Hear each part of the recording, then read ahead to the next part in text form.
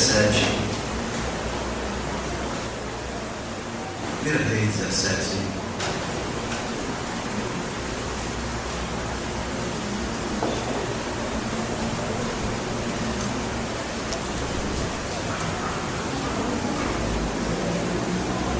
Quero ter pés mais uma vez.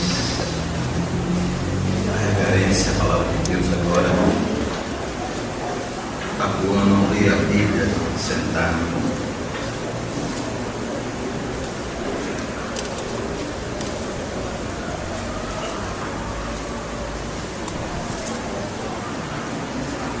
Primeira Reis, capítulo 17.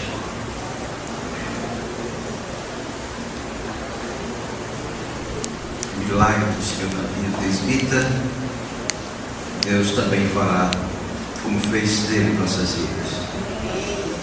Agora Deus disse que então Elias, o tisbita, os moradores de Gileade, disse a Acabe: vive o Senhor, Deus de Israel, perante cuja face estou, que nestes anos nem orvalho, nem chuva haverá, senão segundo a minha palavra. Depois veio a ele a palavra do Senhor, dizendo: vai-te daqui e vira-te para o oriente, e esconde-te junto ao ribeiro de Querite, que está diante do Jordão. E há de ser que beberás do ribeiro, e eu tenho ordenado aos corvos que ali te sustentem.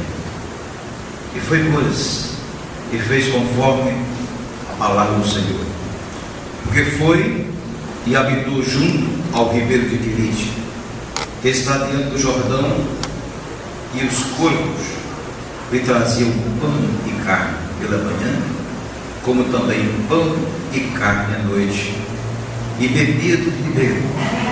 E sucedeu que, passados dias, o ribeiro se secou, porque não tinha havido chuva na terra. Então veio a ele a palavra do Senhor, dizendo: levanta-te, vai a Sarepta, que é de Sidom, e habita ali. Eis que eu ordenei ali a uma mulher viúva que te sustente. Então ele se levantou e se foi a Sarepta. E chegando à porta da cidade, eis que estava ali uma mulher viúva apanhando lenha. E ele a chamou e lhe disse: traz-me, peço-te, numa vasilha um pouco de água que beba. E indo ela buscá-la, ele a chamou e lhe disse: traze-me agora também um bocado de pão na tua mão. Porém ela disse: vive o Senhor teu Deus, que nem um bolo tenho, senão somente um punhado de farinha numa panela e um pouco de azeite numa botija. E vês aqui, apanhei 2 cavacos e vou prepará-lo para mim e para o meu filho, para que o comamos e morramos. E Elias lhe disse: não temas, vai e faze conforme a tua palavra. Porém faze disso primeiro para mim um bolo pequeno, e traze-me para fora. Depois fará para ti e para teu filho. Porque assim diz o Senhor, Deus de Israel: a farinha da panela não se acabará, e o azeite da botija não faltará, até ao dia em que o Senhor dê chuva sobre a terra. E foi e fez conforme a palavra de Elias, e assim comeu ela e ele e a sua casa muitos dias. Senhor nosso Deus, nossa Pai, queremos render-te graças, Deus, porque Tu és esse mesmo Deus de Elias, Pai, em nossas vidas. Tu és esse mesmo Deus de provisão para conosco, Deus. Mesmo em meio às nossas dificuldades, Deus, Tu ali estás, Senhor. Para onde nós iremos, Senhor, se só Tu tens as palavras de vida eterna?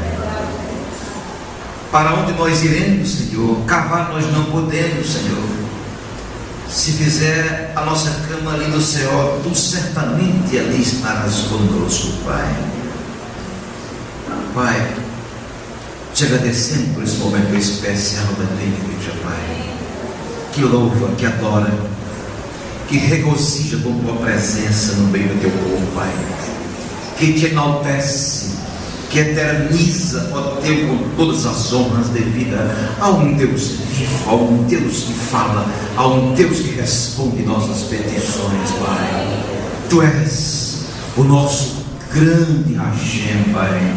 Tu és o nosso grande El Shaddai, Senhor, Adonai, Pai. Te agradecemos pela tua palavra em nossos corações, em nome de Jesus, teu Filho. Amém. Amados, nós não vivemos dias tão distantes como os dias do Desvita. Antigamente o povo de Deus recebia a palavra do profeta. Antigamente nossos pais recebiam a palavra de Deus através das visões, das revelações, através dos sonhos. Hoje ele fala exclusivamente pela palavra. Não precisamos mais de intérpretes da Bíblia. A Bíblia, o cânon fechou para nós.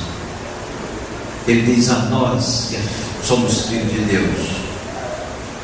Ele nos concedeu o privilégio de conhecermos os mistérios de Deus.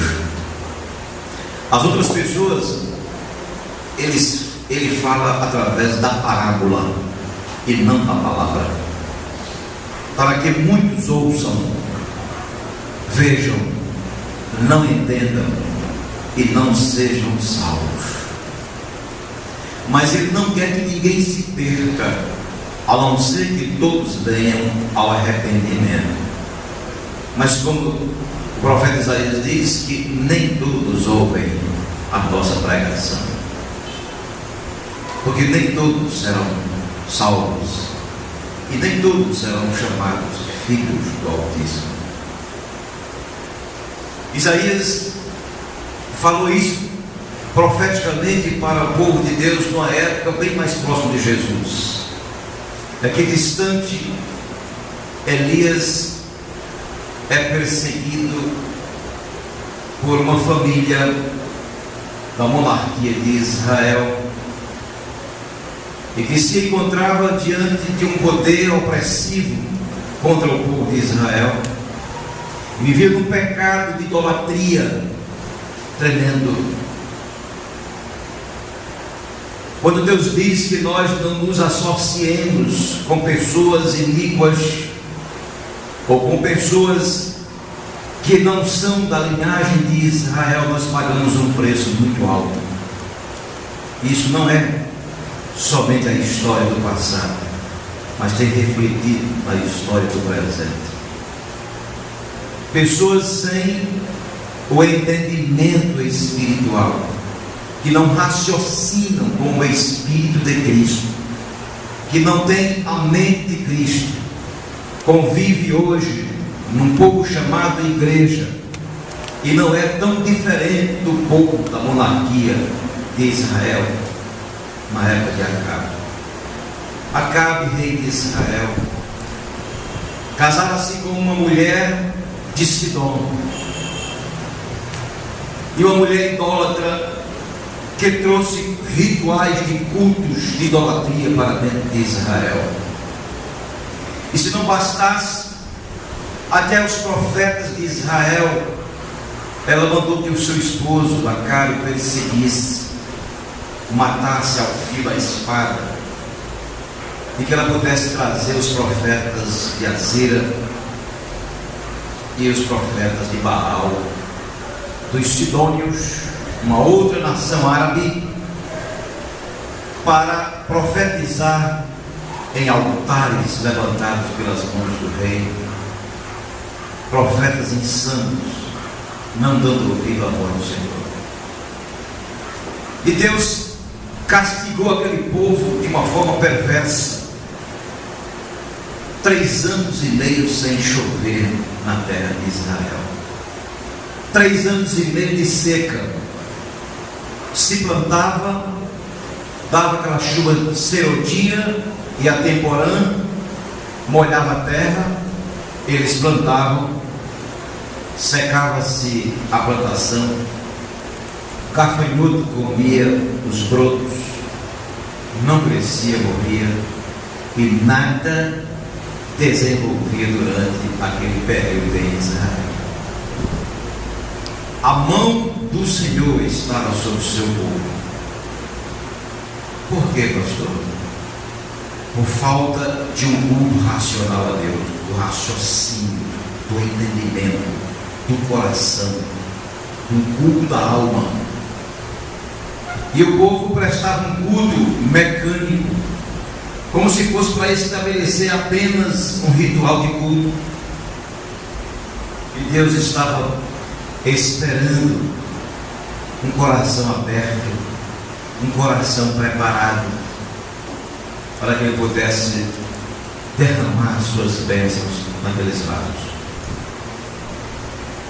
Cortou a chuva serodia, cortou a chuva temporânea, não se chovia mais nada, a seca imperava em Israel. Os profetas eram procurados por Jezabel, sua mulher, para serem mortos. O próprio Elias escondeu 50 profetas numa cisterna, e durante muito tempo esses profetas apenas comiam pão e bebiam água, escondidos para que Jezabel não matasse. Era uma perseguição tremenda. Mandou importar dos sidônios 400 profetas de Baal e 450 profetas de outro deus chamado, deusa chamada Azera, ou Azira. Não é aquele carro da Hyundai, não, é Azera. Era um deus que recebia o culto de idolatria. E aqueles homens lancetavam os seus corpos para prestar este culto dentro do povo de Israel. E Deus viu que aquela maldade estava muito grande e levantou este profeta aqui e disse: vai, destrói esses altares. E Elias travou uma luta muito grande com o rei, um profeta lutando contra a monarquia inteira, e fez um grande desafio com o rei, com o povo e com Jezabel, dizendo que estava disposto a fazer no Monte Carmelo um culto ao Deus, à espera do Deus que se manifesta. E mandou que os profetas de Baal e de Azera levantassem um altar no Monte Carmelo,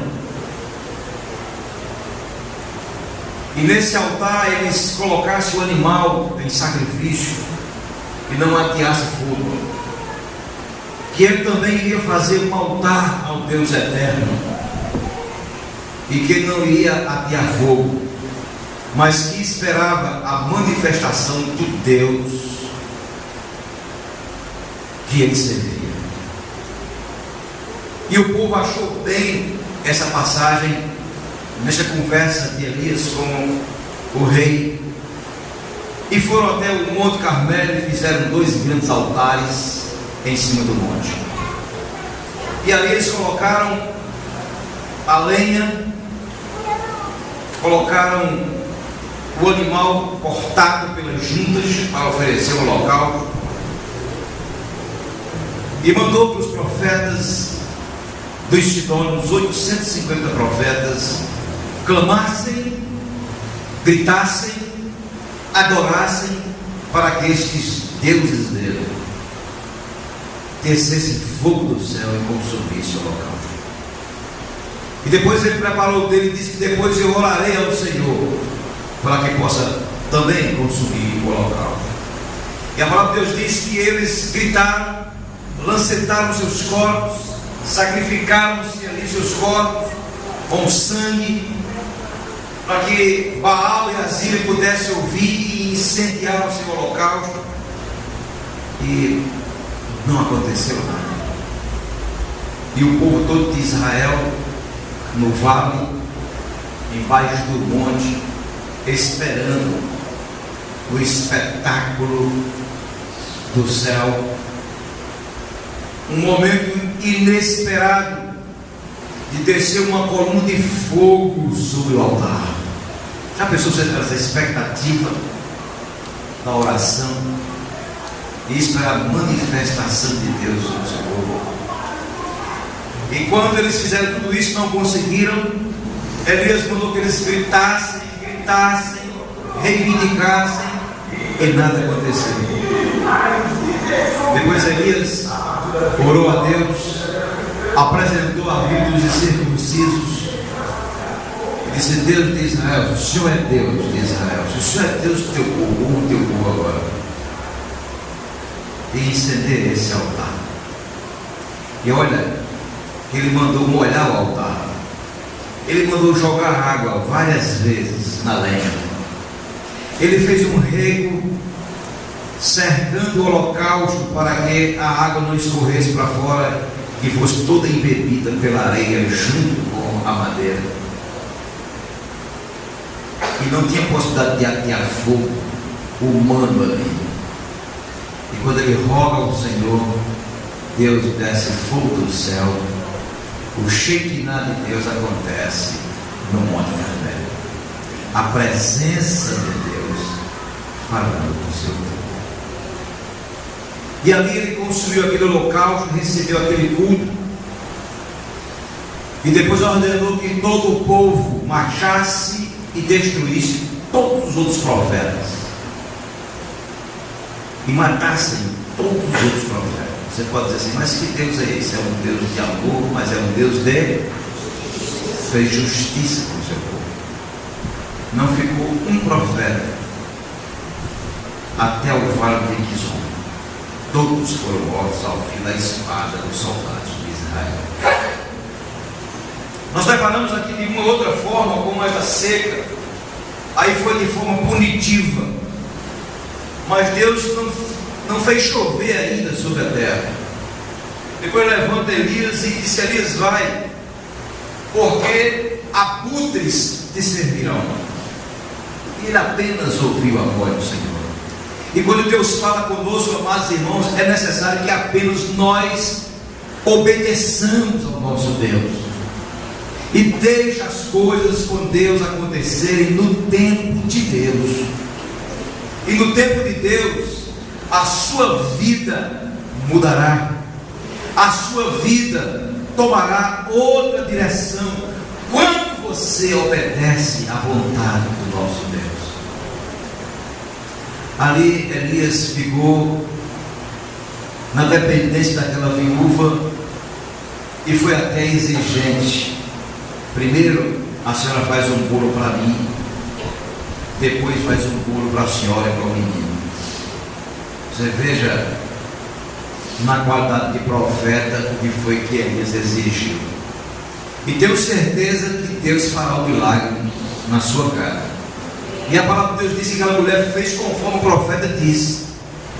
Preparou a farinha, preparou o azeite, o último azeite da botija, a última farinha da panela, preparou o bolinho de chuva.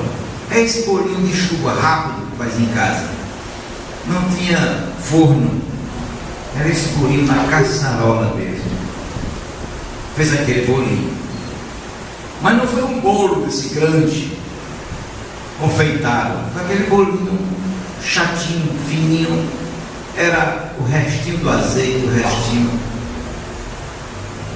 da farinha que estava na panela. Ele comeu, mas ele orou ao Senhor de uma forma tão poderosa que a palavra de Deus diz que da panela a farinha não se acabou e a botija, o azeite não faltou, conforme a palavra do Senhor que falaram por meio do profeta Elias. Esse Deus, amados irmãos, que nós cultuamos, que nós servimos, é esse Deus presente que opera estas maravilhas em nossas vidas. Não é porque foi um Deus que atuou na época da monarquia de Israel, porque o povo vivia na ignorância, porque o povo vivia no pecado, Do mesmo jeito hoje o povo ainda vive no pecado e não desgruda ainda do seu pecado, e estão como Davi, dizendo: o meu pecado está diante de ti, Senhor.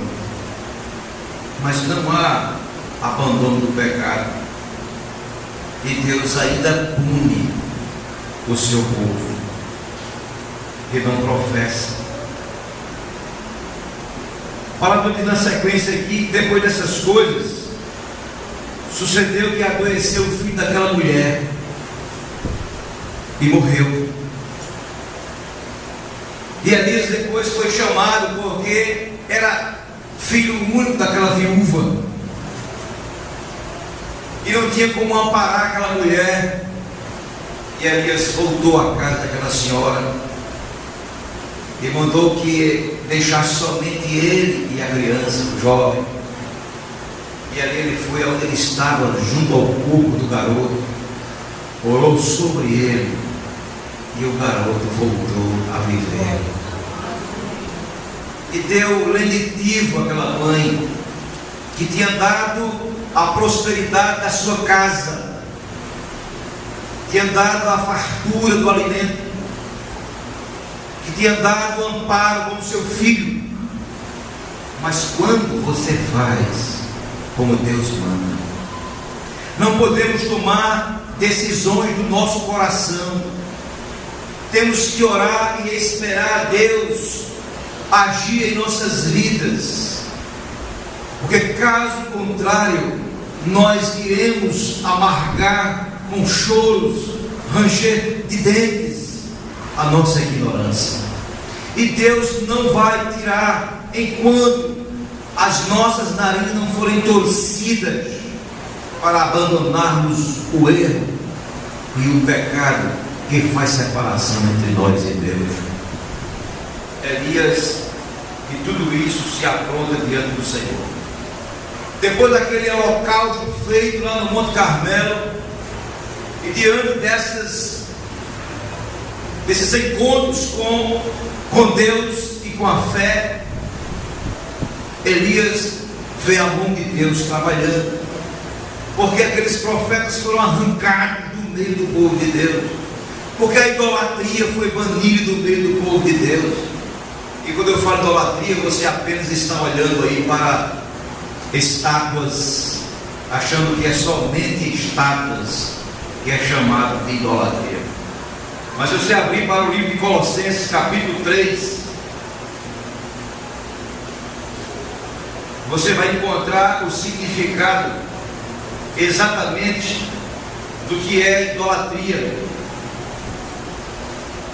Capítulo 3, versículo 5, ele diz assim: olha, o apóstolo Paulo: mortificai, pois, os vossos membros que estão sobre a terra, a prostituição, a impureza, o apetite desordenado, glutonaria, vontade desesperada de comer,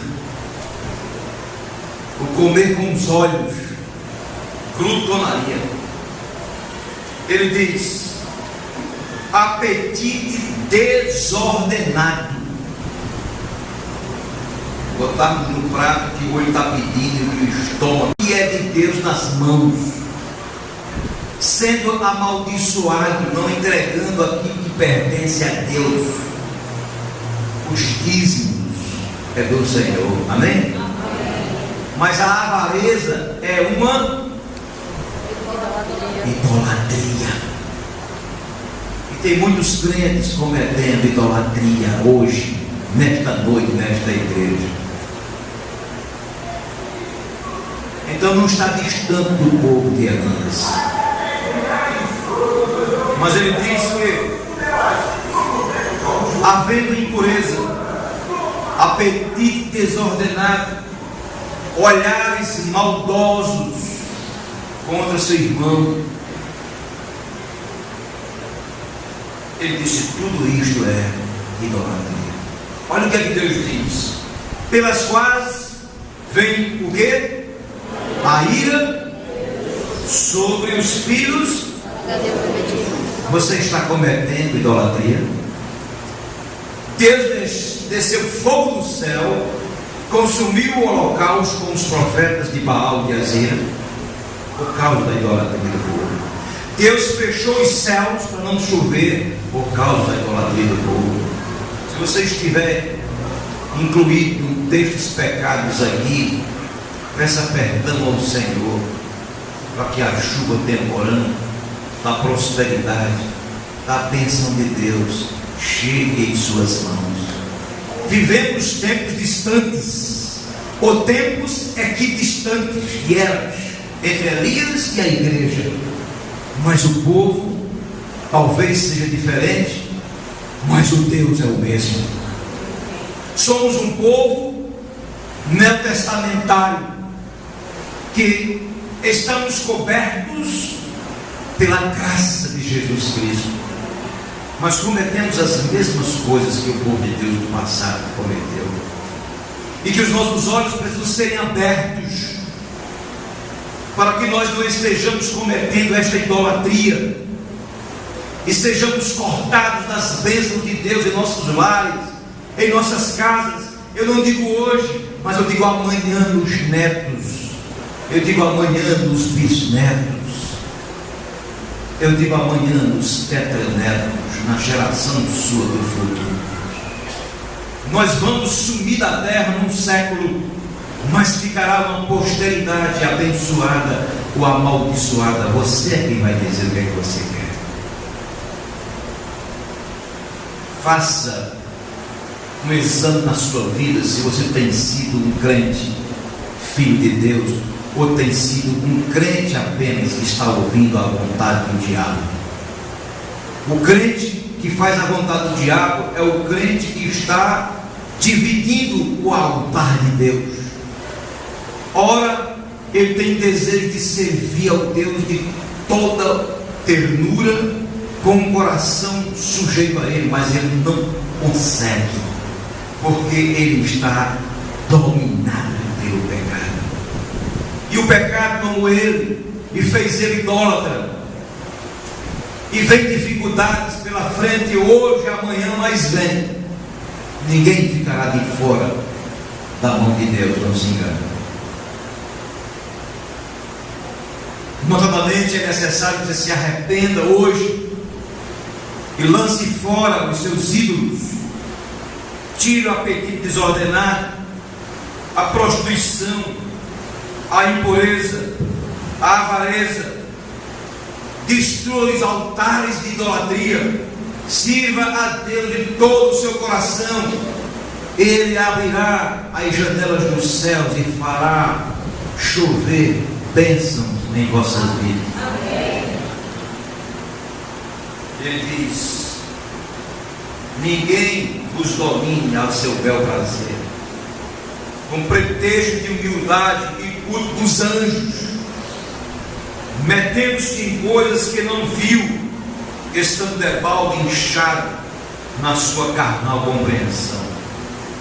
No versículo 9 ele diz: porque nele habita corporalmente toda a plenitude divina, e estáis perfeitos nele, que é a cabeça de todo principado e potestade, no qual também estáis circuncidados com a circuncisão não feita por mão do despojo do corpo da carne, a circuncisão de Cristo, sepultados com ele no batismo, nele também ressuscitastes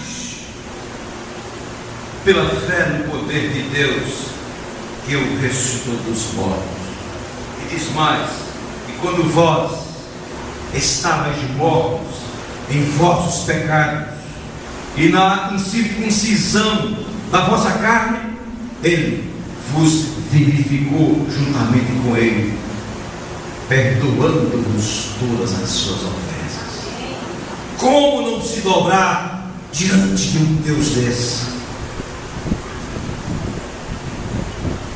Deus é um Deus que fala. Ele fala no versículo 20: se pois estáis mortos com Cristo quanto aos rudimentos do mundo, porque vos carregam ainda de ordenanças como se vivesses no mundo,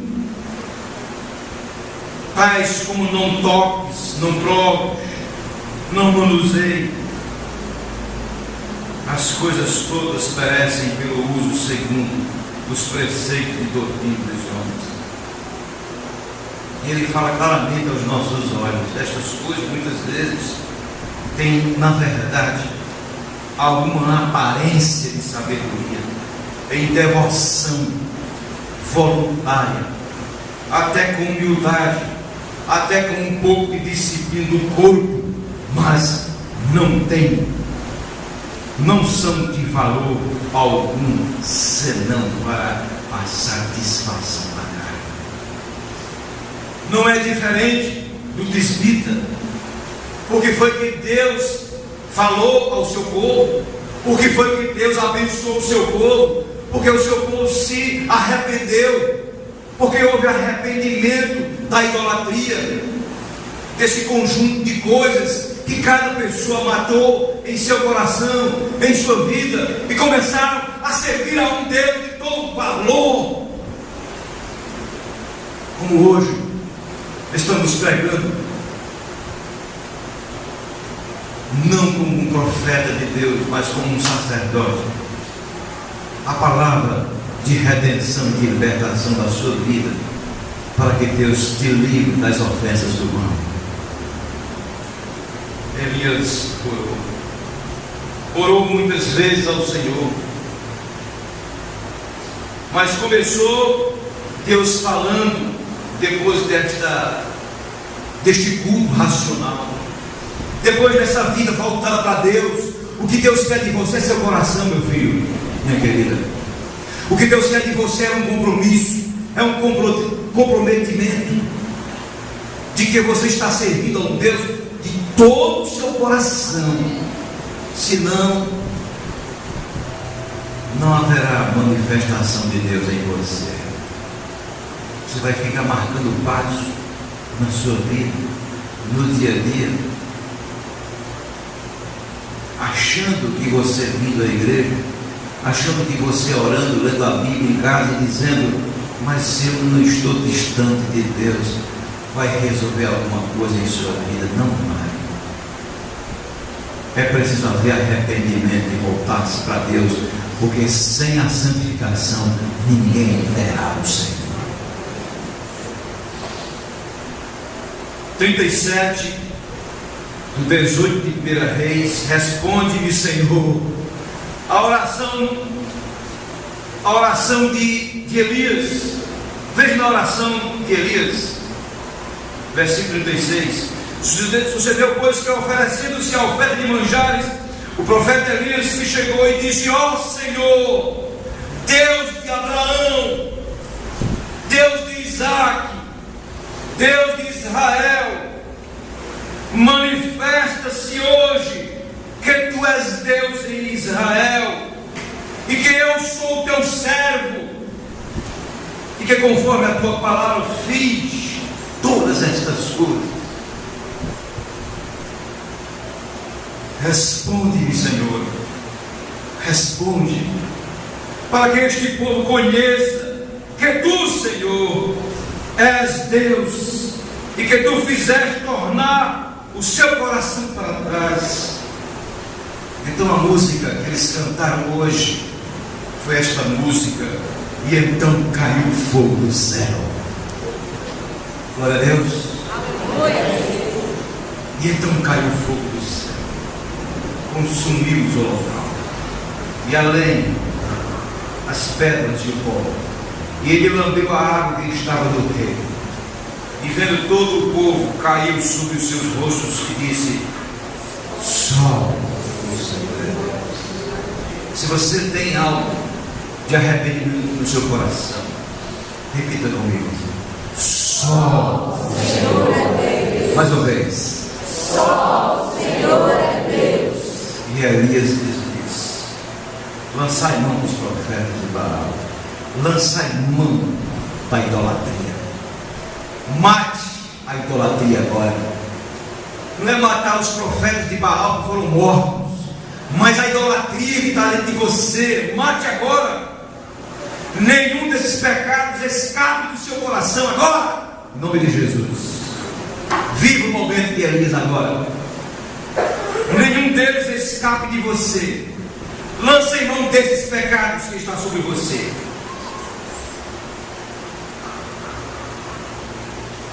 Versículo 42 diz: então disse Elias a Acabe: sobe, come e bebe, porque ruído há de uma abundante chuva. E Acabe subiu a comer e beber, mas Elias subiu comido do Carmelo, e se inclinou por terra e meteu o seu rosto entre os seus joelhos, e disse ao seu moço: sobe agora, e olha para a banda do mar.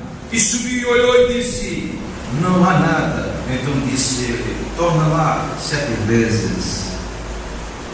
Sucedeu que a 7ª vez disse Elias: aqui há uma pequena nuvem, como a mão de um homem.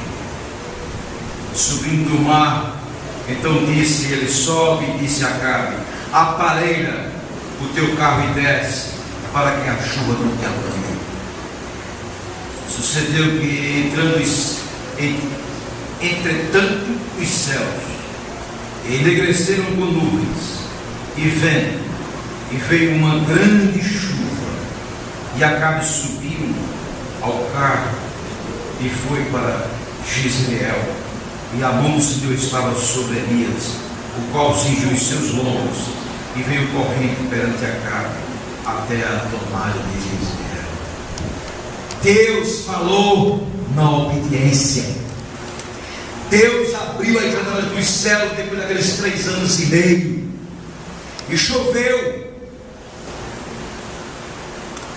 e houve a bênção para o povo de Deus.